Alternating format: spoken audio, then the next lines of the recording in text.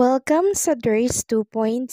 Fresh at nagbabagang happenings ba ang hanap mo? Mga padabarkads man yan o mga trending topics? Pues, sagutan natin yan. Kaya naman isubscribe nyo na ang ating channel para sa mga nagbabagang balita everyday. So ayun, welcome back again sa ating YouTube channel mga kadabarkads. And for today's video, ang pag-uusapan natin ay tungkol sa mga importanteng ganap sa loob at sa labas ng Itbulaga sa TBJ and syempre sa mga Dabarkads. So kanina po mga kadabarkads, bumungad sa atin si Atasha Mulak, si Alan Kay, si Raisa Midison, and si Ryan Agoncillo, hindi po ba?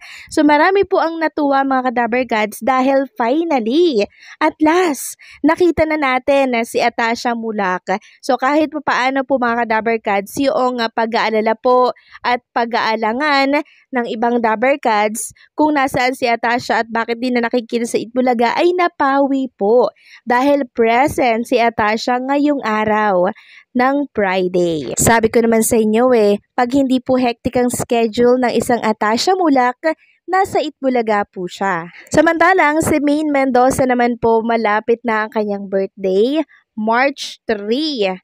March 3 po ang kanyang birthday. 30 na siya mga kadabarkads sa darating po na linggo. Pero baka Sabado mga kadabarkads ay celebrate na ang birthday ni Maine Mendoza. Kaya nga po sabi ng TBJ na page, Main Day, Saturday, March 1, see you Dabarkads. So ang araw po ng Sabado bukas ay Main Day, ibig sabihin nito, baka nga po, ayun, doon na i-celebrate sa araw na yun ng birthday ni Maine Mendoza. And syempre, meron pong hinanda si Mengay na pasabog bukas. Araw po yan mga kadabarkads ng Sabado. Kaya naman, abangan po natin yan, ang Main Day ni Maine Mendoza. Samantalang si Dabarkads Mark Gamboa naman po, yung TBJ Defender, ay makikita po dito sa harapan at 2025 live on ABS-CBN News and syempre YouTube channel hosted by Zen Hernandez. Sabi po ng ABS-CBN, kumakandidatong senador sa hashtag Halalan 2025 ang blogger na si Mark Gamboa sa layuning magkaroon ng representasyon ang mga content creator. Kilatisin siya at suriin ang kanyang mga plataforma sa harapan 2025 live sa ABS-CBN News YouTube channel. Then, syempre, nagbasa tayo ng komento sa comment section po ng post ng ABS-CBN News. And may nagsabi nga ditong another daw makapal ang mukha and who daw, etong vlogger na to dapat daw ang mga nuisance candidate di sinasali. Pampagulo daw sila sa Pilipinas. Ngayon, nakita po ito ni Mark Gamboa or Mark Santos Gamboa.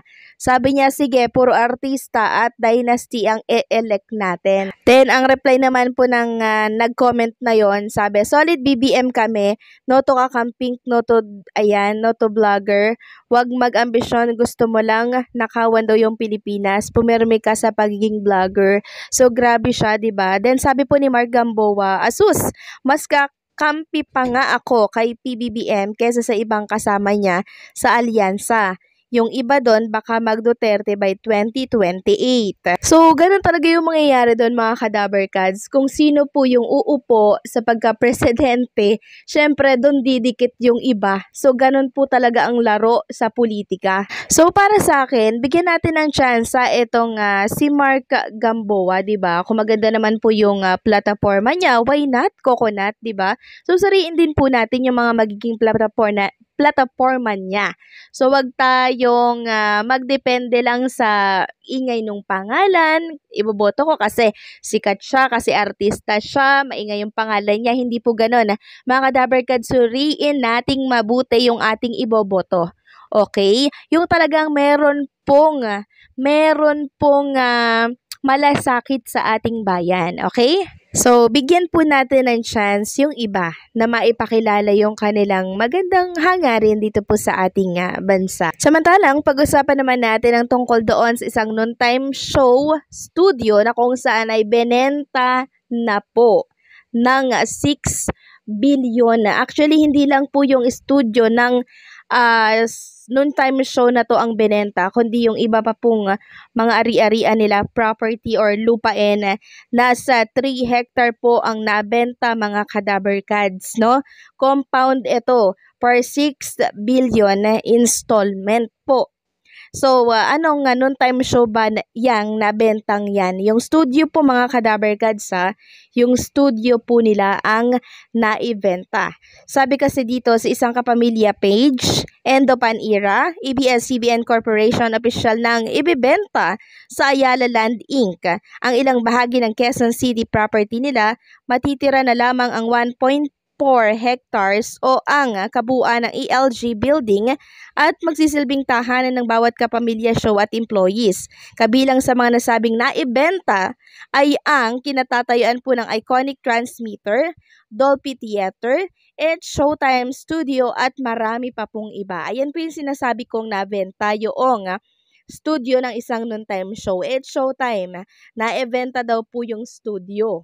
So marami po ang nalungkot dito at nanlumo, mga Cadaver Cads, nang malaman nilang naibenta na po pala yung 3 point something hectares ng ABS-CBN sa Ayala Land. And meron pa nga po akong nabasa dito sa post naman ito ng isang page na pro Kapuso. Sabi niya, binenta ng ABS-CBN yung 3 hectare compound nila for 6 billion installment. Pero, yung outstanding debt obligation nila ay 12 billion. Tapos, minus 6 billion. So, halos kalahati pa po pala yung utang. Ang laki din po pala ng utang, ano? Kahit ganito pala kalaki, halimbawa ABS-CBN, ang laki pa rin pala ng utang po nila. Akala natin, 'di ba, hindi sila nagkakautang, pero sila pa po pala yung mas malaki ang inuutang.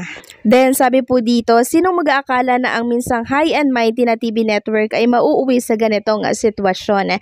So, sinasabi naman nila na kaya daw po na ibenta or nagbenta itong ABS-CBN ng mga property dito po sa Ayala Land dahil may malaking plot twist or pasabog ang naturang network. So, abangan na lang natin yan kasi mukhang may niluluto po sila. So, paano ang It's Showtime, saan sila ilalagay, 'di ba?